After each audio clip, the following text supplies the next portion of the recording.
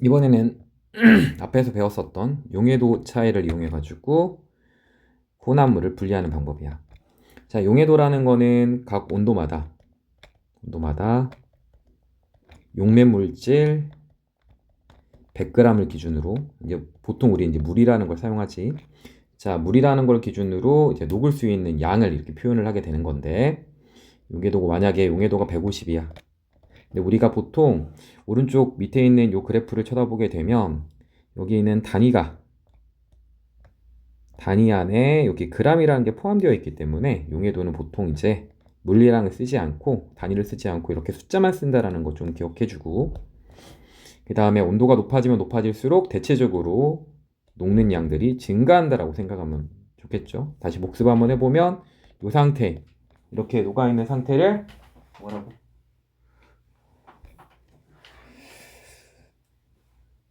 그 포화 상태라고 불러주게 되고, 포화 상태를 기준으로 얼마만큼 석출이 되는지 안 되는지 그런 것들 생각하면서 문제를 푸는 겁니다. 자, 그래서 재결정이라는 것은 불순물이 섞여 있다는 의미가 뭐냐면, 어느 하나의 물질이 내가 석출하고 싶은 거 아니면 내가 분리해내고 싶은 양이 엄청 많아. 그것들 중에 일부분, 이런 것들이 이제 불순물이 되게 된다는 거죠. 이 불순물을 용해도의 차이를 이용해 가지고 내가 이 불순물이라는 걸 걸러낼 수 있는지 없는지를 판단하는 겁니다. 자, 불순물이 섞여 있는 고체 물질을 용매에 모두 녹입니다. 하나만 녹아 있는 게 아니라 한 개 혹은 뭐 두세 개 이상의 물질들이 녹아 있겠죠. 그래서 용매를 증발을 시키거나 용액의 온도를 낮추어서 순수한 고체 물질을 얻는 방법을 재결정이라 불러주게 되는 거야. 그래서 두 가지 방식이 있는 거죠. 이제 물을 다 증발시켜서, 용매를 다 증발시켜서 순수한 고체를 만든다든지, 아니면 용해도의 차이를 이용해 가지고 이제 A라는 물질은 고체화가 되고 아직까지 B라는 물질은 고체화가 되지 않는 이런 방식으로 메리를 분리하는 거라고 생각하면 좋을 것 같아. 그래서 뭐 증발이 됐던, 뭐 고체가 되고 고체가 되지 않던, 이것도 용해도의 차이를 이용해서 문제를 구한다라는 거. 용해도의 차는 항상 주의하는 거지. 온도, 별표, 그 다음에 용매 100g을 기준으로. 근데 시험 문제들이 보면 용매 100g을 기준으로 뭐 출제하는 경우도 있고 아니면 그렇지 않은 경우들도 있으니까 그걸 잘 구별하면서 문제를 푸는 거야.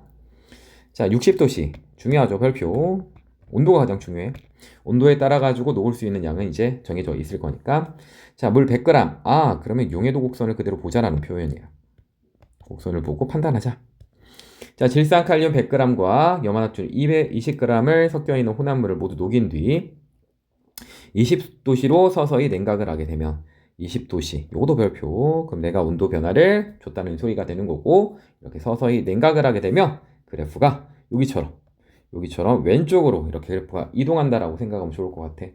만약에 냉각이 아니라 이제 상승시킨다 그러면 오른쪽으로 화살표로 그려주면 되겠죠. 근데 오른쪽으로 그려졌을 때는 용해도 곡선이 기본적으로 다 위에 존재하고 있기 때문에 더 많은 양을 녹일 수 있다 정도를 기억하면 좋을 것 같아. 자, 그 까닭은 냉각한 온도에서 질산칼륨의 포화 상태보다 많은 양이 들어있지만 염화나트륨은 포화 상태보다 적은 양이 들어있기 때문이다. 이게 무슨 뜻인지 그래프를 한번 그려볼게요. 자, 여기 있는 거 선. 자, 내가 지금 100g 안에 100g을 녹이고 20g을 녹였잖아. 여기 있는 그래프들처럼 내가 실제로 들어가 있는 용질의 양, 그러니까 염화나트륨의 양은 20도씨에 이렇게 머물러 있는 거고, 그 다음에 질산칼륨의 양은 요만큼에 머물러 있다라는 거죠. 그럼 온도를 변화시킨다 하더라도 용질의 양은 변하지 않을 거니까 여기 있는 거를 잘 보면, 자, 여기 있는 곡선보다 위에 있잖아. 그러면 요만큼이 녹지 못하고 이제 석출된다라고 설명하게 되는 거고요.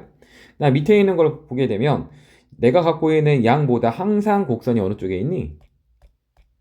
위쪽에 존재하고 있잖아. 위쪽에 존재하고 있잖아. 그러니까 이 녀석은 온도를 낮추던 낮추지 않던 항상 녹아있는 상태가 만들어지는 거라고 좀 생각을 했으면 좋겠어. 자, 이렇게 만들어지면 될 것 같고요.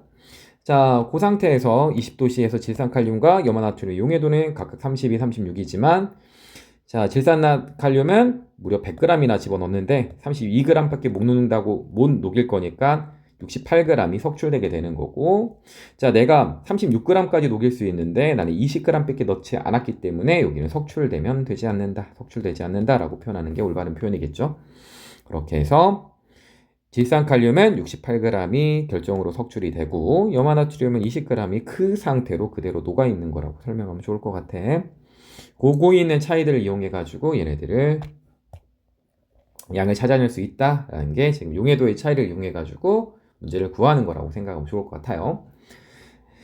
자, 두 번째 이제 재결정을 마찬가지로 이야기했던 것처럼 고체가 순수한 고체가 만들어지는 순수한 고체 물질이 만들어지는 과정을 재결정이라고 불러주게 되는데, 천일염에서 순수한 소금 얻기. 여기는 바닷물 안에 들어가 있는 많은 물질들이 존재를 하는데 그것들 중에서 가장 많을 차지하고 있는 게 NaCl 정도가 될 겁니다. NaCl은 염화나트륨의 화학식이 되는 거고요. 염화나트륨. 화학식이 되게 되는 거고, 염화나트륨이 가장 많은 부분을 차지하고 있어요. 그러면 염화나트륨을 제외한 나머지 물질들을 내가 불순물이라고 불러주게 될게. 알겠죠? 자, 이렇게 되어 있습니다. 그럼 불순물이라는 양은, 자, 위에 있는 그래프를 예를 들어주게 되면, 위에 있는 그래프를 잘 봐봐. 자, 불순물의 물질들은 양이 많아 적어? 양이 많다라는 거죠. 아니, 양이 적다라는 거지, 불순물이니까. 근데 불순물들은 염화나트륨 같은 경우들은 여기가 지금 잘 보면 그래프가 거의 변화가 없는 상태로 이렇게 녹아 들어가게 될 건데, 자, 질산칼륨 같은 불순물, 질산칼륨이 아니라 다른 물질이라 하더라도 잘 봐봐, 그래프가 위로 이렇게 올라가고 있는 형태를 띠게 됩니다. 그러면 온도가 변하면 내가 많은 양을 넣어줬다라고 가정을 하면 석출될 수 있는 양이 많아지지만, 아무리 이렇게 곡선이 위로 올라가져 있고 잘 녹는 물질이라 하더라도 불순물이니까 어떻게 될까? 거의 넣어준 양이 거의 바닥이라고 생각하면 좋지 않을까? 그러면 물의 양이 변하던, 아니 이따가 설명하겠지만 온도가 변한다 하더라도 내가 갖고 있는 양보다 녹일 수 있는 양 자체가 항상 위에 있기 때문에 어떻게 되는 거라고? 석출되지 않는다라는 거지. 재결정이 될 수 없다라는 겁니다. 자, 그런데 자, 염화나트륨이라는 녀석은 자, 어떤 온도든지 간에 녹을 수 있는 양은 거의 정해져 있는데, 자, 물을 뭐 할 거냐면 물을 계속 끓여나갈 거란 말이야. 그 물이 끓여나가서 버리게 되면 상대적으로 용매량이 줄어들게 되면서, 맞아? 그러면 내가 그 안에 들어가서 녹을 수 있는 양 자체가 어떻게 되는 거냐면 줄어드는 거라고 생각하면 됩니다. 원래는 100g 안에 32g이 녹을 수 있는데 50g 안에는 16g밖에 못 녹는다는 소리겠지, 용매 물질. 근데 물을 계속 끓여나가게 되면 물의 양이 점점 줄어들게 되면서 그 작은 물의 양에 녹을 수 있는 소금의 양도 덩달아 줄어버리게 된다라는 거죠. 그래도 온도 변화에 따라 가지고 크게 석출되는 양이 없을 것 같았던 염화나트륨도 물의 양이 줄어들게 되면서 석출될 수 있는 양들이 많아질 수 있다라는 거죠. 그런 느낌으로 이해가 안 되면 증발돼서 소금이 얻어질 수 있구나 정도를 생각하면 좋을 것 같아. 무슨 느낌인지 알겠죠? 자, 남은 불순물 같은 경우들은 양 자체가 미비하기 때문에 물의 양이 줄어든다 하더라도 어떻게 석출될 수 있는 양이 거의 적다 정도만 기억하면 좋을 것 같아요. 그래서 천일염에서 순수한 소금을 얻는 방식은 물을 끓여나가는 방식으로 얻는다를 좀 기억했으면 좋겠고, 이렇게 하게 되면 시험 문제가 너무 복잡해지기 때문에 우리가 보통 시험 문제에서 다루고 있는 뒤에 있는 문제를 찾아보게 되면 어떤 형태를 다루게 되는 거냐면, 여기 위에 있는 그래프처럼, 여기 있는 거 잘 볼래? 지금 표시하고 있는 거, 여기 있는 그래프처럼 하나는 용해도 곡선이 되게 가파르고 하나는 용해도 곡선이 완만한 염화나트륨을 사용하게 되면서 여기 있는 가파른 친구의 양을 많이 집어넣고 염화나트륨의 양을 조금 집어넣게 되면서 염화나트륨이 석출될 수 없는 상황을 만들어 놓고요. 그 다음에 양 많이 집어넣은 질산칼륨 같은 물질들은 충분히 석출될 수 있도록 하는 방식으로 시험 문제가 출제가 되는 겁니다. 뒤에 가서 한번 찾아보기로 하고, 자, 아스피린 재결정이라는 건 아스피린도 우리가 먹는 약 중에 일부분이 되는데, 그냥 아스피린에도 어떤 약을 만들게 되면 완벽하게 효능이 존재하고 있는 물질만 만들어지는 게 아니라 다른 물질도 만들어 줄 수 있겠지? 근데 그 다른 물질들도 용해도의 차이를 이용해 가지고 재결정 과정을 거쳐서 순도가 높은 의약품을 사용할 수 있다 정도만 기억하면 좋을 것 같고요. 마찬가지 사탕수수도 마찬가지입니다. 사탕수수는 뭘 만들 수 있는 거냐면 설탕 만드는 거야, 설탕. 설탕을 얻기 위해서 그러니까 사탕수수 줄기를 으깨어 물과 섞으면 설탕 부분이 녹아 나오는데 요 녀석들을 이제 거르고 여러 과정을 거치게 되면 순수하게 생긴 고체 물질인 설탕을 얻을 수 있다를 좀 생각하면 좋을 것 같아. 자, 여기에는 재결정, 물에 녹인 상태를 바탕으로 고체를 만드는 거고, 아스피린도 여기 있는 용해도의 차이를 거쳐서 고체를 만드는 거고, 사탕수수도 마찬가지 이런 형태를 이용해서 얘네들을 분류를 한다라는 것들을 좀 기억했으면 좋겠습니다. 그래서 크게 세 가지 케이스가 있으니까 이거는 꼭 좀 기억 좀 해줬으면 좋겠고, 위쪽에서 표현하고 있는 녹는 점 차이를 이용한 분리인 여기 있는 국 같은 거 있죠? 요거는 온도를 낮추는 방식으로 그 다음에 녹는 점을 이용해서 하는 거지만 여기 있는 고체들은 그 물질들마다 물 안에 녹아 들어갈 수 있는 양에 따라 가지고 고체를 만든다라는 차이점이 있다라는 걸 좀 기억했으면 좋겠습니다. 자, 불순물이 섞여 있는 고체 물질을 용매에 모두 녹인 뒤 용매를 증발시키거나 소금. 자, 용액의 온도를 낮추어 순수한 고체 물질 없는 재결정 방법을 재결정이라 불러주게 됩니다. 자, 그 다음에 아까 그 녹는 점보다 낮아지면 다 고체가 되는 거지만 여기서는 온도에 따라서 녹을 수 있는 양이 있고 그 이상의 물질이 그 물 안에 들어가 있거나 용매 물질 안에 들어가 있으면 그 차액만큼만 나오는 거라고 생각하면 좋을 것 같아. 알겠죠? 자, 불순물이 섞여 있는 고체 물질을 높은 온도에 용매에 모두 녹인 뒤 서서히 냉각하게 되면 온도에 따른 용해도 차에 의해서 순수한 고체 물질을 얻을 수 있다. 이런 것들에 대한 차이가 좀 있으니까 잘 기억해서 문제를 풀었으면 좋겠습니다. 자, 밑에 있는 거 탐구. 자, 물과 에탄올의 호란물을 분리를 하기. 자, 밑에 있는 거 끓임 쪽 막 끓지 못하도록 만들어주는 물질, 물과 에탄올. 앞에서 기억하라고 했었던 것 같은데 에탄올은 78도, 물은 한 100도에서 먼저 끓어버리게 되겠죠. 자, 이렇게 끓어버리게 되면 먼저 끓는 점이 낮은 에탄올이 기체가 될 거고 기화한다라고 보통 불러주게 되지. 그러면 여기는 노란색 통로를 따라서 밑으로 내려가게 될 거고 여기는 물이 차갑기 때문에 기체를 쉽게 액체로 만들어주는 이런 과정을 거친다라고 생각하면 좋을 것 같아요. 자, 그 다음에 여기 그래서 1분 간격으로 실험을 하게 되고 시험관 A는 가열하기 시작할 때부터 첫 번째로 온도 변화가 매우 작아질 때까지 시험관 A는 가열하기 시작할 때부터 첫 번째로 온도 변화가 매우 작아질 때까지 그러면 첫 번째 에탄올이 끓을 때까지 그 다음에 B 시험관은 첫 번째로 온도 변화가 거의 없을 때 그럼 여기는 상태 변화가 일어나고 있는 상태가 되겠죠. 다시 온도가 높아질 때부터 두 번째 온도 변화가 매우 작아질 때까지 요거는 물은 액체 상태가 될 거고 그 다음에 에탄올은 이제 다 끓어버렸기 때문에 기체 상태로 존재하게 되겠죠.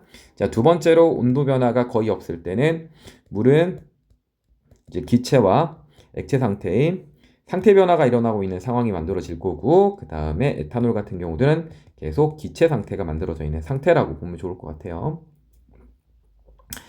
자, 그러면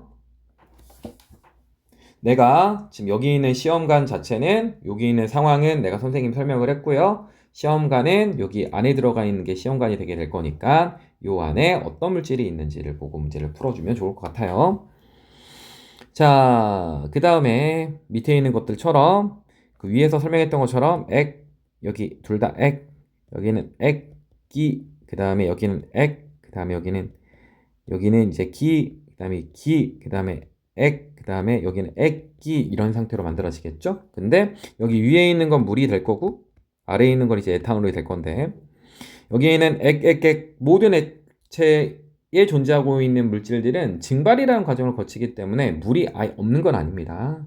그런 것들을 잘 고려하면서 문제를 좀 풀었으면 좋겠고 자, B 같은 경우들은 이제 상태 변화가 일어나고 있고 기체가 만들어지고 있는 과정이기 때문에 여기 있는 B에 있는 물질을 유리막대에 묻힌 뒤 손으로 바르면 이렇게 냄새를 맡아보게 되면 무슨 냄새가 나는 거냐면 술 냄새 납니다. 술 냄새. 술 냄새가 나게 될 거고요.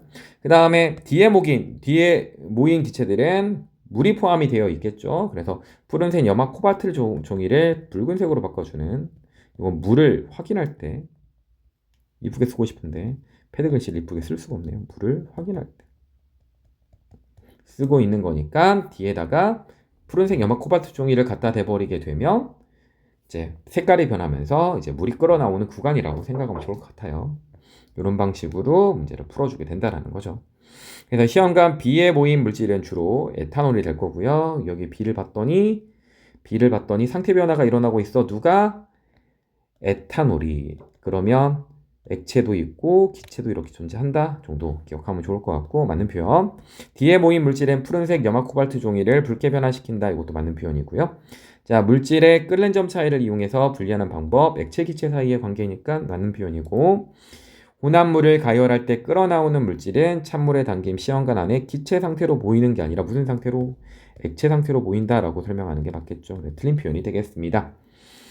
자, 물과 에탄올처럼 혼합물이 같은 방식으로 분류를 해야 되는 것들을 뭐라고 하게 되면 액체가 둘 다 섞여 있고, 이제 그 액체가 증발하는 방식, 그래서 여기를 증류라는 방식으로 얘를 설명하고 있다라고 생각하면 좋겠죠. 자, 물과 신교균연의 밀도 차이를 이용한 거고, 모래사금도 마찬가지 밀도 차이. 탁한 술에서 맑은 술을 얻기, 물을 가열시켜가지고 그 다음에 에탄올을 먼저 증발시켜서 그 에탄올을 모아가지고 우리는 청주라는 것들을 얻어내게 되는 거, 끓는 점 차이 맞고요. 중류탐에서 원유 분류하기.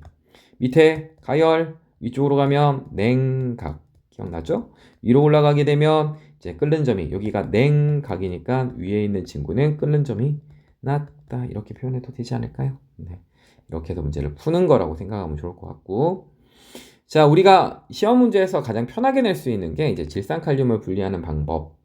질산칼륨이라는 것들은 용해도 차이가 온도에 따른 변화가 되게 심하기 때문에 얼마만큼 잘 석출이 된다라는 거 판단할 수 있을 거고, 그 다음에 황산고리 같은 경우들은 지금 녹을 수 있는 가장 적게 녹는 게 14.2고 가장 많이 녹을 수 있는 게 거의 한 이제 50 정도 되겠죠. 그럼 양을 요 아래쪽으로 집어넣어 주는 거지. 하나도 뭐가 되지 못하도록, 석출되지 못하도록. 여기 있는 걸 잘 보면 40도씨에서 100g에 녹아있는 양을 보면 얘는 1이고요. 그 다음에 얘는 30이네요. 그럼 1이라는 소리는 거의 밑바닥에 있는 소리겠지. 그래서 온도를 빵도까지 낮춘다 하더라도 어떻게 되는겨? 녹을 수 있는 양 자체가 내가 집어넣은 양보다 훨씬 더 많기 때문에 석출될 수 있는 양은 없다라고 설명하는 게 올바른 표현이겠죠. 이런 방식으로 문제를 푼다. 근데 0도씨에는 100g에는 13.6g밖에 녹을 수가 없으니 지금 왼쪽에서 설명하고 있는 40도씨에 물 100g에 녹아있는 이 30이라는 숫자는 포화 상태를 만들어주는 숫자가 아닙니다. 그래서 그냥 40g만 넣어줬는데 얼라리 뭐하고 있어? 다 녹아있네. 그 이유는 뭐 때문이야? 40도씨인 물 100g 안에는 60g이나 녹을 수 있는데 지금 얼마만 녹아있다고? 30g만 녹아 들어가져 있다라는 거지.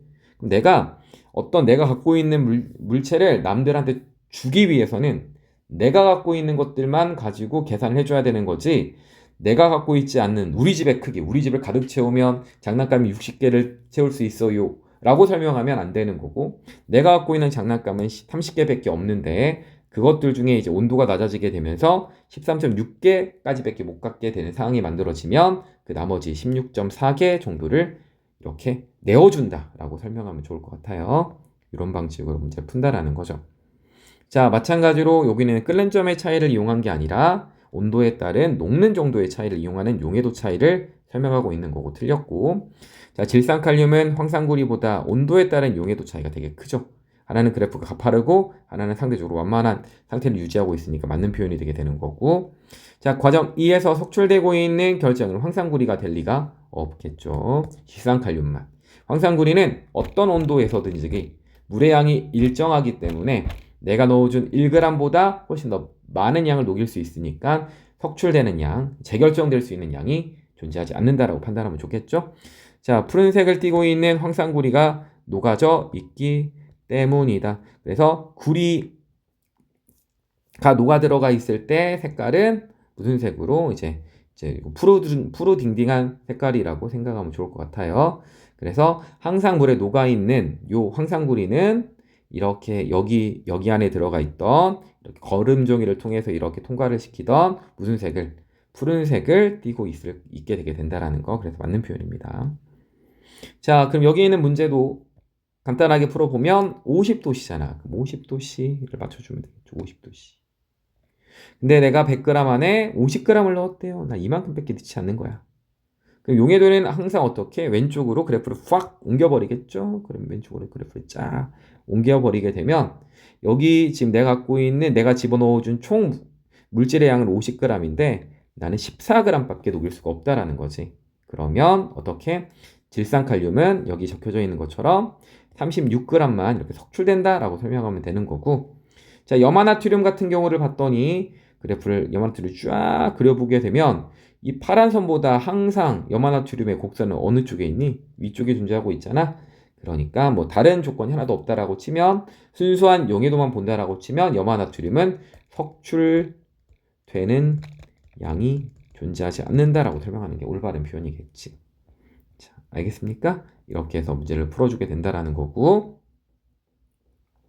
마찬가지 밑에 있는 친구들 탐구를 한 번만 조금만 더 보기로 하면, 자, 녹는 점, 끓는 점, 밀도, 상온에서의 상태, 용해도 같은 경우들이 존재를 하고, 염화나트륨하고 에탄올은 물에 녹아버리게 되겠네요. 에탄올은. 그럼 이 에탄올 같은 경우들은 물과 끓는 점 차이를 이용해서 그 물과 에탄올을 분류를 하게 될 거고, 그다음 염화나트륨 같은 경우들도 800이 또 1465도이기 때문에 만약 염화나트륨이 들어있는 상태에서 분리를 하고 싶으면 증발이라는 과정을 거쳐서, 왜 물에 녹아버리게 되면, 증발이라는 거 너무 어렵게 이런 너무 오래 걸리겠네요. 가열을 해가지고 물을 싹 다 없애버리면 여기 있는 물을 없앴을 때, 물을 싹 다 증발시켰을 때 온도는 100도씨밖에 안 되기 때문에 여기 있는 염화나트륨은 계속 고체 상태를 유지를 하고 있을 겁니다.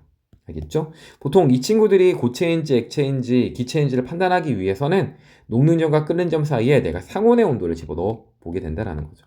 그래서 15도. 이렇게 상온의 온도를 집어넣어 보면 얼마나 위치에다 집어넣는 겁니다. 0하고 100 사이는 15 들어가면 되겠죠. 그 다음에 마이너스 6에서부터 10, 300 사이니까 15 들어가면 되겠고, 여기 있는 15가 조금 이질적이네. 어디 있어야 돼? 이쪽에 있으면 순서대로 커지고 있는 거 보이죠? 그 다음에 마이너스 114도에서 78도 상온 15 존재를 하고, 그 다음에 플라스틱 조각 같은 경우들은 어디 있을까? 15도가 대충 이쪽에 있다라고 생각하면 좋지 않을까요? 그러면 내가 지금 표시한 이 위치에서의 물질들의 상태를 바탕으로 그 다음에 내가 지문 같은 것들도 만들어지는 거라고 생각하면 됩니다.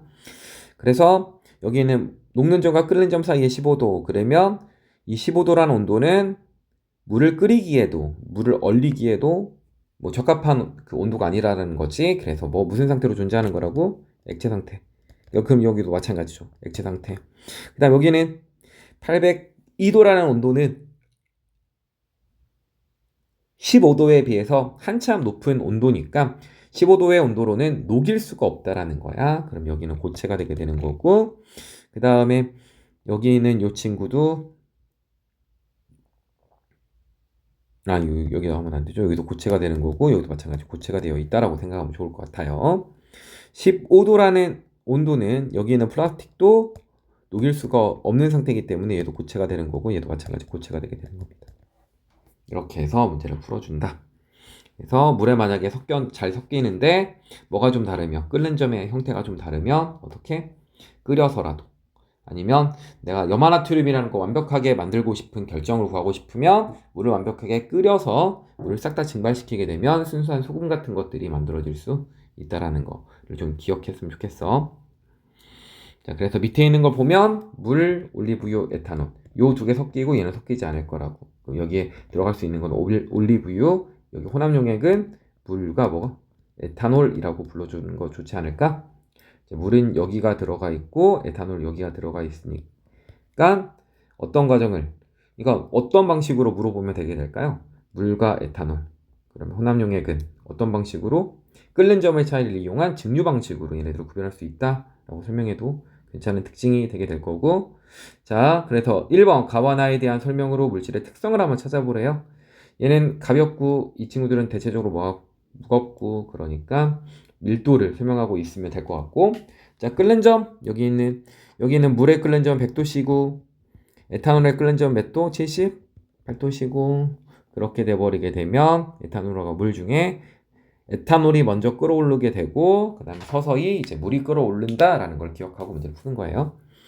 자, 나에서 이용한 혼합물의 분리 방법에 대한 설명으로 옳은 것을 모두 골라달래. 자, 분별 깔때기를 이용해서 분리할 수 있다. 나에서는 어떤 물질일까요? 나를 볼까? 아니죠. 여기가 나죠. 그럼 분별 깔때기를 이용해서 분리할 수 있을까? 이 혼합용액은 완벽하게 물과 에탄올로 섞여 있어. 하나의 물처럼 보일 거니까 이건 틀린 표현이 되게 될 거고. 자, 이러한 혼합물의 분리 방법을 중류라고 하게 되는 거 맞는 표현이고. 자, 그 다음에 끓는 점이 다르고 서로 잘 섞이는 액체 혼합물을 분리하는 방식이다. 이것도 맞는 표현이 되겠죠. 끓는 점이 완벽하게 똑같으면 분류를 할 수 없습니다. 그래서 여기 있는 단어는 밀도를 이용해서 끓는 점과 녹는 점을 이용해서 그 다음에 용해도 차이를 이용해서 여기 있는 물질들을 싹 다 분리를 잘 해줬으면 좋겠습니다. 자, 내용은 이렇게 됐고 뒤쪽에 있는 내용만 간단하게 설명을 하고 잠깐 한번 끊고 가도록 할게요.